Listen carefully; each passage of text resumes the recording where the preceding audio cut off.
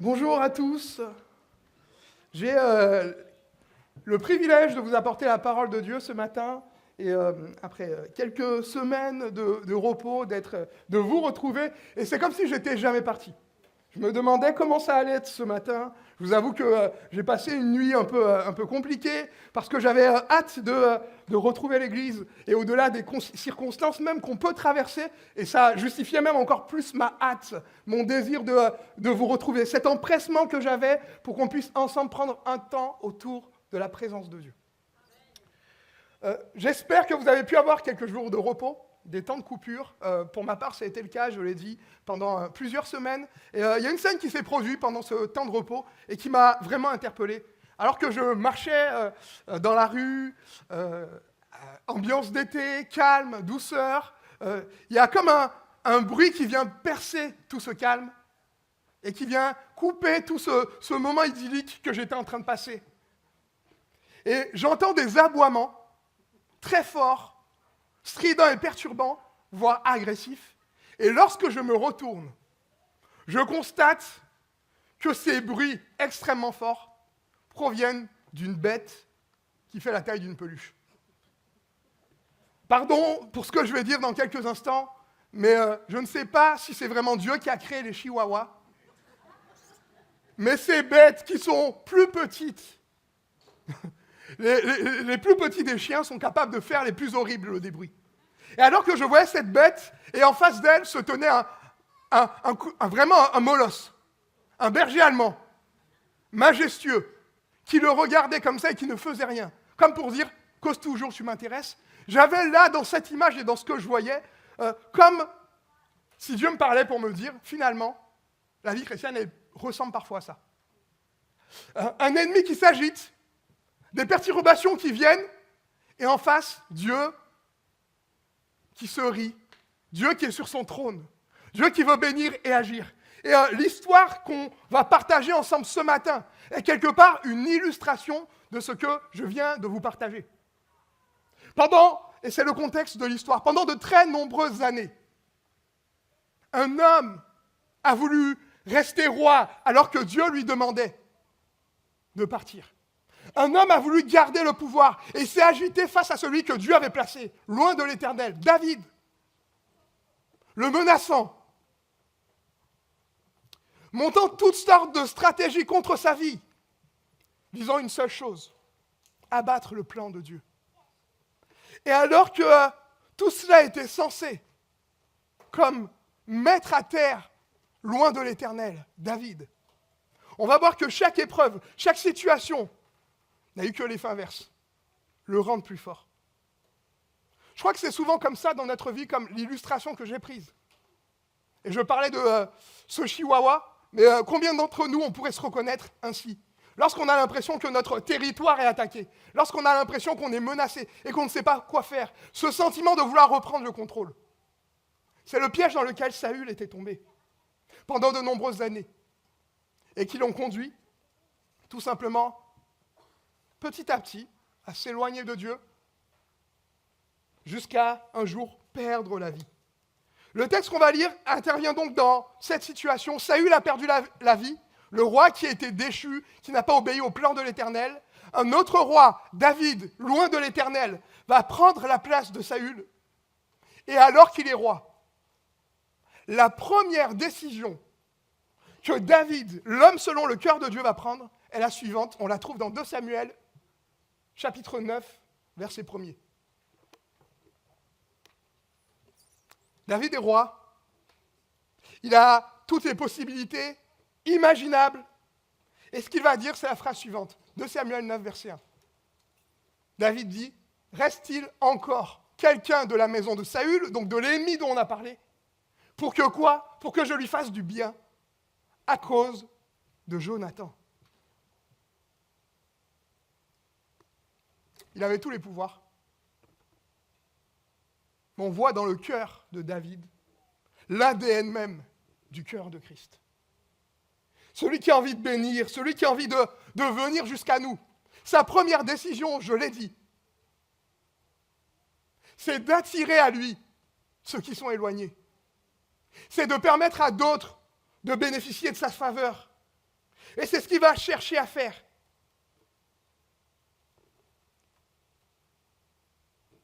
Ce qui brûle sur son cœur, son désir. Et c'est le même pour Dieu aujourd'hui, parce que David est un type de Christ. C'est le même pour Dieu aujourd'hui. C'est de rassembler ceux qui se sont éloignés. C'est de rassembler ceux qui se sont endeuillés, comme ça a été le cas dans ce texte de Méphibosheth. C'est de rassembler ceux qui passent par des difficultés. N'oublions pas une chose, et c'est important de le dire. On parle ici d'un roi tout-puissant. Et tu peux mettre la slide d'après. Il y a normalement celle du lion, juste avant. On parle d'un roi tout-puissant. Il avait les pleins pouvoirs. Il était capable de décider de tout. À l'image même de Dieu. Et je crois, et j'ai l'impression que parfois, vous comme moi, nous oublions que nous sommes et nous marchons aux côtés d'un roi tout-puissant. D'un roi à qui rien n'est impossible. Un roi qui n'est pas et Dieu n'est pas un apprenti stagiaire qui est dans le ciel et qui a appuyé sur un bouton au hasard et le monde s'est éclairé. Mais il est tout-puissant, il sait ce qu'il fait. Il n'est pas en train en ce moment de se dire « Oh malheur, qu'est-ce qui se passe ?» Eric a perdu son travail. « Oh, qu'est-ce qui se passe ?» François passe par la maladie. « Oh, qu'est-ce qui se passe ?» Étienne ne va pas bien. Non, Dieu est tout-puissant, amen. Et ce qu'il veut ce matin encore, c'est que nous puissions réaliser que Dieu n'est soumis à aucune loi, aucune personne, aucune circonstance. Mais son seul désir, je l'ai dit et je le répète, c'est de pouvoir nous bénir. À l'époque, déjà de ce texte, les rois avaient des privilèges, des puissances et des reins importants. Mais, déjà à l'époque, les rois avaient une durée de règne illimitée. Aujourd'hui, c'est encore le cas. Lorsqu'on vote pour un président de la République, quelqu'un qui gouverne une nation, ça ne durera que quelques années. 5 ans, voire 10 s'il y a 2 mandats. Mais il existe un roi dont le règne n'a ni commencement ni fin, et qui est éclatant dans sa gloire, et qui désire encore que ce matin son peuple puisse dire « Vive le roi, vive le Seigneur, et je veux le bénir pour qui il est et pour tout ce qu'il a fait. » Je voudrais que ce matin, nous puissions réaliser pleinement que oui, moi le premier, il m'arrive, un peu à la manière de Méphibosheth, à m'attacher aux circonstances, à regarder à ce qui ne va pas, et à oublier celui qui a la solution à tout cela. C'est bon de réaliser, je veux apporter cet encouragement dans ce premier verset déjà. Dieu veut bénir Méphibosheth, mais pas à cause de lui. C'est ce que le premier verset dit. Parce que quelqu'un d'autre s'est tenu là, parce que quelqu'un d'autre a fait une alliance. Il y a une bénédiction qui s'est transmise. Il y a une faveur qui a coulé. Dieu est tout-puissant. Et je l'ai dit, si parfois il nous arrive de inconsciemment le considérer comme le stagiaire et un être uniquement émotionnel qui irait dans tous les sens, parfois il y a l'opposé qui peut nous conduire à imaginer que Dieu est simplement un distributeur automatique de bénédictions. Et de dire, oui, tu es tout-puissant, Seigneur, alors pourquoi tu ne m'accordes pas ce que je t'ai demandé? Pourquoi tu ne me le donnes pas? À la manière de Méphibosheth. On lira la suite du texte dans quelques instants. Je ne mérite rien. Je ne mérite pas sa faveur. Je ne mérite pas son amour. Je ne mérite pas tout ce qu'il fait pour moi. Et par quelques concours de circonstances, il est venu jusqu'à nous pour nous parler, pour nous chercher. Et il désire encore ce matin dire, je n'ai pas changé. Mes sentiments sont toujours les mêmes. On parle, lorsqu'on on évoque la volonté de Dieu, on parle souvent de 2 volets qui se complètent. Parce que Dieu est tout-puissant, c'est vrai. Mais heureusement pour nous, il a aussi, au travers de sa puissance, tout son amour, toute sa compassion, toute sa grâce, toute sa faveur. Et la volonté de Dieu, qui encore une fois a les pleines capacités, qui est capable, comme ça, de me faire disparaître. Mais qui ne le fait pas, tout simplement, par amour pour moi. Sa volonté est la suivante. On résume ce terme volonté de Dieu en deux domaines différents. Il y a d'abord la volonté absolue. Ce qui compte pour Dieu avant tout. Il n'y a pas de débat là-dessus.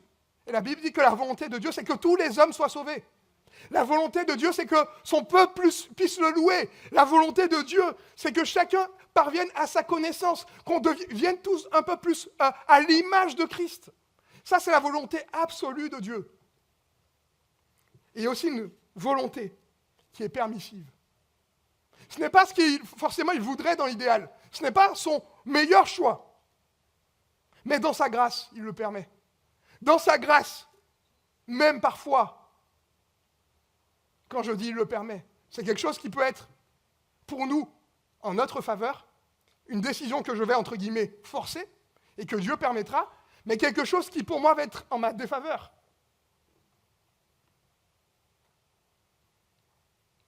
Dieu ne veut pas la maladie, mais il la permet pour un temps. Dieu ne veut pas que son peuple souffre, mais il le permet pour un temps. Dieu ne veut pas le péché, mais il le permet pour un temps. Et pourquoi est-ce qu'il fait tout cela? C'est parce que rien pour lui ne compte plus que vous et moi, nous soyons dans la présence du roi. C'est la première décision qu'il a prise en faveur de Méphibosheth. Le roi aurait pu faire autre chose. Il aurait pu simplement se contenter de le bénir. Et on va voir, en fait, quand il parle de faveur, ce que ça signifie. De lui faire du bien. En fait, la volonté de David, ce n'est pas simplement de le bénir financièrement. Ce n'est pas simplement de mettre pour lui des conditions de vie qui vont être meilleures. Mais c'est réellement que Méphibosheth puisse être comme adopté. Venir à la maison du roi, vivre dans la présence du roi et réaliser à quel point Dieu est bénissant. Et comment Dieu veut agir pour lui. Dieu n'a pas changé. Il veut faire la même chose pour nous. Et souvent, sa grandeur est éclipsée par mes problèmes, qui m'empêchent de voir qui il est, qui m'empêchent de voir ce qu'il peut faire, et tout ce qu'il voudrait m'accorder comme faveur, encore une fois. On l'a dit, il est tout puissant. Et nous ne méritons rien. Et je voudrais, avant de passer au point suivant, nous poser la question, comment nous réagissons face à sa souveraineté? Comment nous réagissons lorsque nous nous rappelons que finalement, nous ne sommes que des hommes? Face à, si je puis dire, même l'incompréhensibilité de Dieu, ce qui nous dépasse. Pas toujours bien, moi le premier. Et c'est normal, nous sommes des hommes. Pas toujours de la bonne manière, moi le premier. Pas toujours comme il le voudrait. Mais heureusement, en plus de sa toute-puissance, Dieu est rempli de compassion. Et ce n'est pas simplement le lion qui rugit. Ce n'est pas simplement l'être majestueux dont la présence est remplie de paix. Mais c'est également le Dieu d'amour qui désire nous déverser sur nos vies sa faveur et nous parler à chacun. Le roi compatissant, la suite du texte nous explique en effet que David va se mettre à chercher Méphibosheth. David va se mettre à chercher cet homme de la maison de Saül, avec juste un but, le bénir. Les rois à l'époque, ça rigolait pas. Lorsqu'ils arrivaient au pouvoir, la première chose qui était faite en général, c'était la suivante. On va chercher tous les dossiers, toutes les personnes qui ont dit du mal de nous, toutes les personnes, les descendants des, j'ai envie de dire, des ennemis, des concurrents, et on va éliminer la concurrence. Ça existe encore aujourd'hui dans certains États tyranniques, et c'est encore ce qui est fait malheureusement. Mais ici, on a un roi compatissant. Comme c'est bon de réaliser que quand je suis dans la présence de Dieu, je peux me détendre. C'est bon. Quand je parle et quand je sais que Dieu s'occupe de moi, que Dieu marche dans ma direction, alors les choses n'ont plus du tout le même goût, la même perception, bien au contraire. Dieu est un roi compatissant. Il est tellement bon que tout ce qu'il nous demande, c'est en fait de recevoir de lui. Suivez bien ma phrase. Dieu est tellement bon que tout ce qu'il nous demande, c'est de pouvoir le recevoir davantage. Dans tout ce que Dieu me demande de faire pour lui, en fait, Est-ce que vous réalisez que souvent, c'est nous les premiers bénéficiaires quand Dieu me demande de ne pas pécher? J'ai dit tout à l'heure dans mon premier point que Dieu est tout-puissant. Quand Dieu me demande de ne pas pécher, est-ce qu'il le fait pour lui ou pour moi? Quand Dieu me demande de le prier, est-ce qu'il le fait pour lui ou pour moi? Quand Dieu me demande de louer, est-ce qu'il le fait pour lui ou pour moi? Parce qu'il sait ce dont j'ai besoin, parce qu'il sait comment je peux me développer. Il m'invite à tout cela.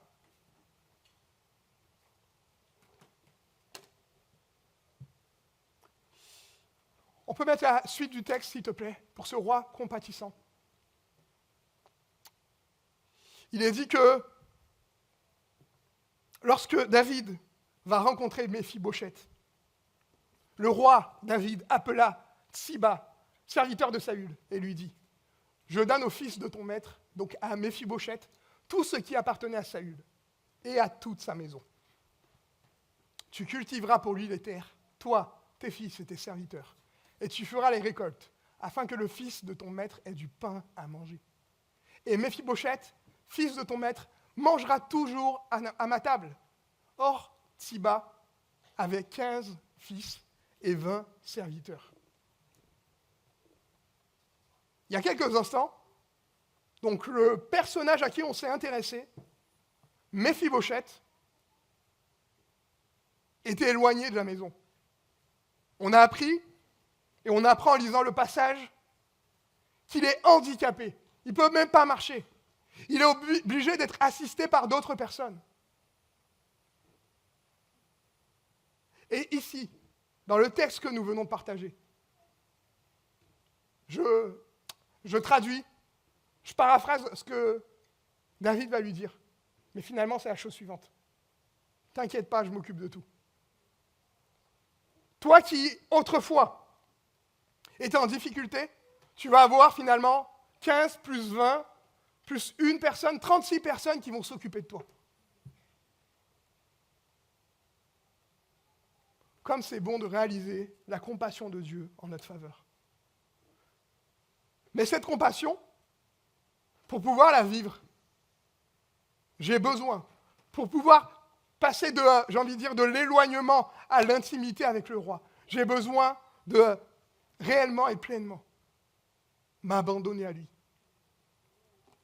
J'ai besoin de réellement et pleinement, à l'image de Méphibosheth, faire confiance en ce roi. Le verset 7, qui ne va pas s'afficher, mais nous dit la chose suivante. Lorsque Méphibosheth va voir David, il va se prosterner. Et David, bien plus que le geste, va remarquer quelque chose et va lui dire, mais n'aie pas peur, parce que je l'ai dit tout à l'heure, il y avait quelque chose d'intimidant, d'avoir un roi qui nous invite. Qu'est-ce qu'ils peuvent me vouloir? Pourquoi est-ce qu'ils me recherchent? Et David a peur de lui. Pardon, Méphibosheth a peur de David. Je ne sais pas quelle image tu as de Dieu.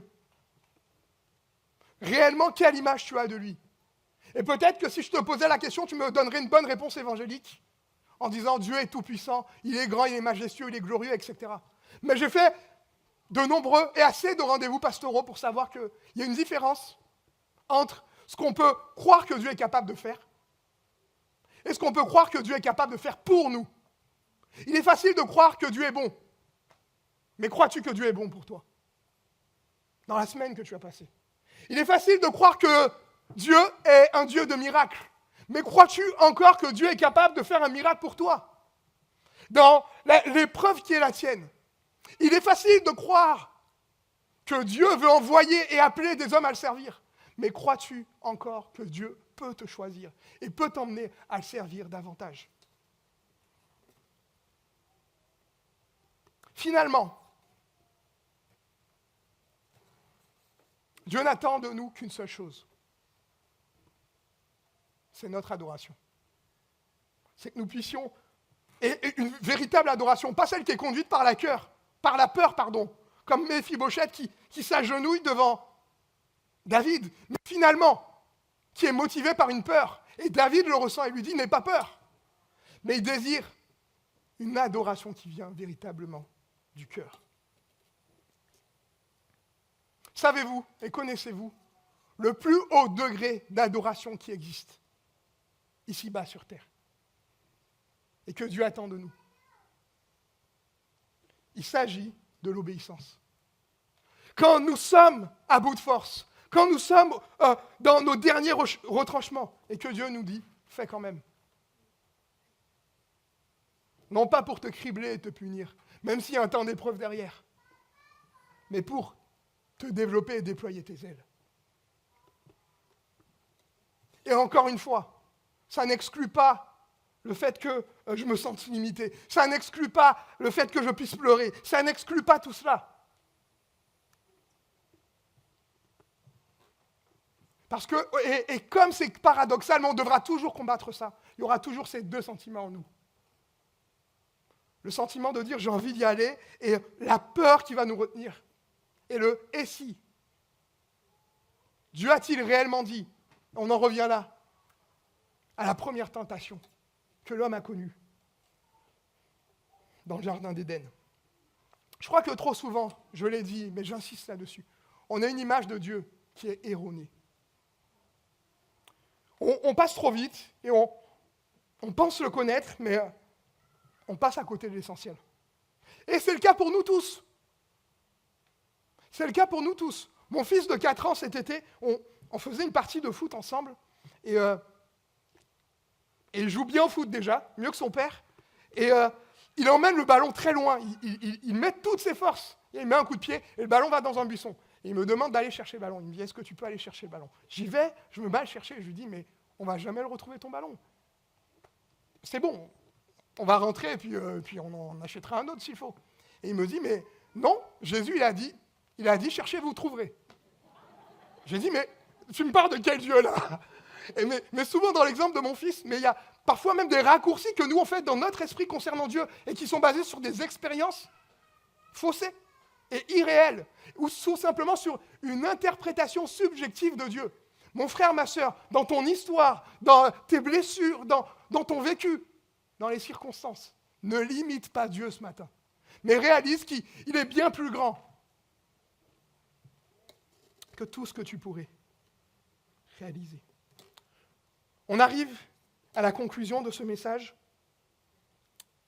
et je voudrais qu'on puisse réaliser que Dieu, ce Dieu qui désire déverser sa faveur sur nous, comme on a dans ce texte l'image de David,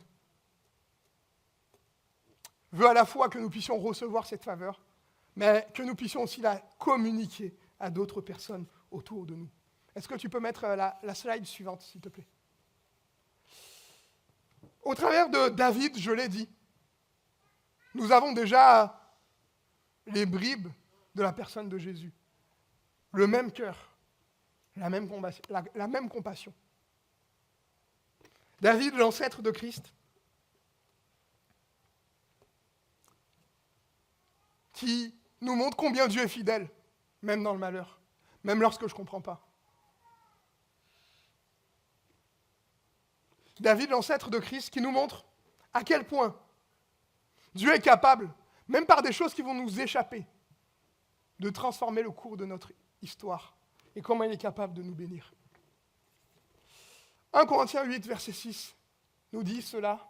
Néanmoins pour nous, il n'y a qu'un seul Dieu, le Père, de qui viennent toutes choses, et pour qui nous sommes, et un seul Seigneur, Jésus-Christ, par qui sont toutes choses et par qui nous sommes. J'en reviens là à la puissance de Jésus, à la puissance de Dieu, ce roi contre qui personne ne peut lutter. Le terme Seigneur dans ce texte, il est fort. Il se dit kurios en grec. Et en fait, il est utilisé à l'époque, pas simplement pour désigner une personne haute dans sa fonction, mais réellement comme un titre d'adoration pour toutes les religions de l'époque. Et plus de 2000 fois, Paul va l'employer pour parler de la personne de Jésus, en nous rappelant qui il est. Et je voudrais que ce matin, nous puissions réaliser encore une fois notre roi, que nous puissions réaliser encore une fois à quel point rien ni personne ne peut l'arrêter. Le roi dont nous parlons était capable d'affronter le roi de ce siècle, Satan. Il était capable de se dresser face à la mort. Il était capable de non pas simplement j'ai envie de dire, de se tenir en face, mais de la repousser et de l'éloigner. Le roi dont nous parlons était capable, par amour pour nous, de venir et de se manifester dans la personne de Jésus. Dieu en chair et en os, qui vient affronter nos difficultés et qui nous permet de saisir la victoire en Jésus. Le roi dont nous parlons est celui qui est venu exterminer la honte. Et c'est le terme exterminer la honte, c'est justement la définition du nom de Méphibosheth. C'est ce que Dieu veut pour toi et pour moi. Que ta honte puisse être exterminée. Que tout ce qui t'empêche de le vivre pleinement puisse être aboli, afin que tu puisses, ce matin, vivre un temps de communion avec lui. Je voudrais conclure, et alors que j'invite l'équipe de louanges à revenir, je voudrais conclure en disant la chose suivante.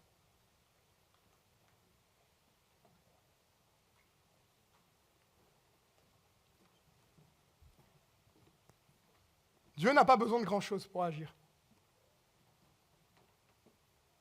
Il connaît nos faiblesses. Et malgré ça, il a permis que tu sois là ce matin. Dieu n'a pas besoin de... à l'image, avec l'anecdote que j'ai prise en introduction, que nous puissions bomber le torse, nous agiter et faire du bruit.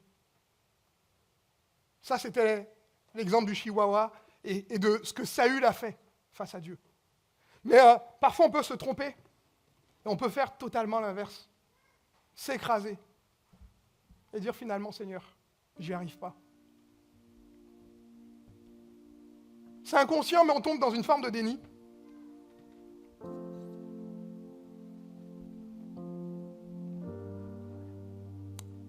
Et on peut, comme Méphibosheth, prier d'une certaine manière.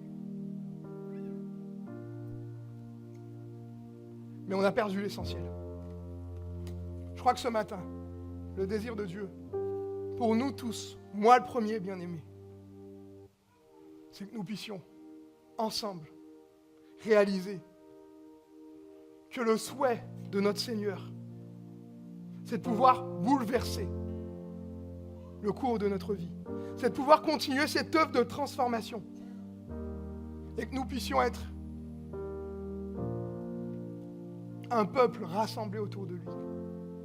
Dont il n'y a qu'une seule chose qui le préoccupe, c'est de pouvoir louer le Maître et de pouvoir lui rendre gloire. Une seule chose qui nous préoccupe, qui est capable de changer toute une vie. Et j'aime, et c'est la conclusion de ce message, j'aime ce qu'un théologien, R.C. Sproul, va dire, en se disant que par une chose, Dieu est capable de bouleverser toute une histoire. Et il dit, par exemple, en prenant juste l'histoire du monde de Joseph, une seule chose a suffi à ce que le plan de Dieu soit établi dans sa vie. Une seule chose.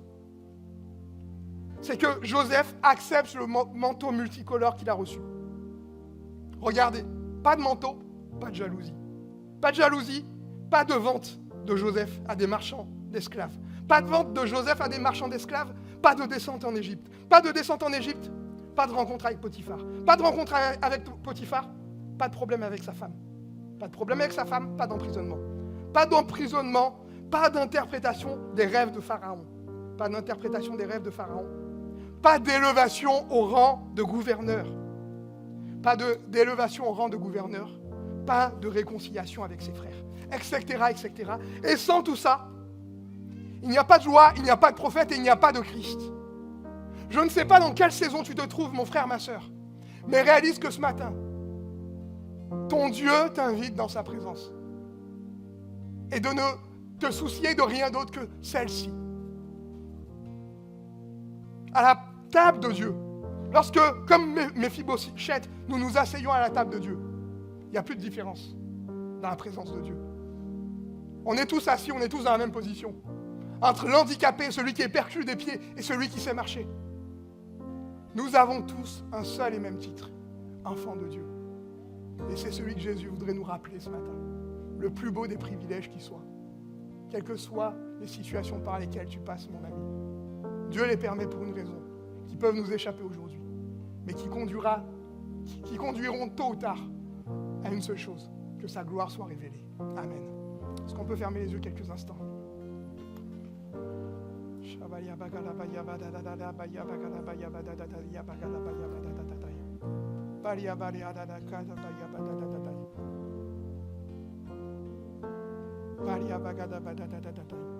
Tellement de choses sont dans ta maison, Seigneur. Cette maison dont tu nous ouvres l'accès. Tu nous ouvres l'accès. Mais que nous ignorons, que nous limitons, que nous nous refusons nous-mêmes. Seigneur, à la fois, je veux te prier pour que ta pleine puissance puisse venir à la rencontre de quelqu'un ce matin. Mais également, que nous puissions apprendre à lâcher prise et à nous arrêter sur l'essentiel, sur ce qui compte davantage que le reste. Toi et toi seul, Seigneur. Tu es le Dieu qui pense les blessures. Tu es le Dieu qui qualifie. Tu es le Dieu qui gouverne sur ce monde. Alors viens régner encore. Et conduis-nous, s'il te plaît, à puisse de toi, afin que ta gloire jaillisse et que ton nom soit élevé au-dessus de toutes choses. Amen.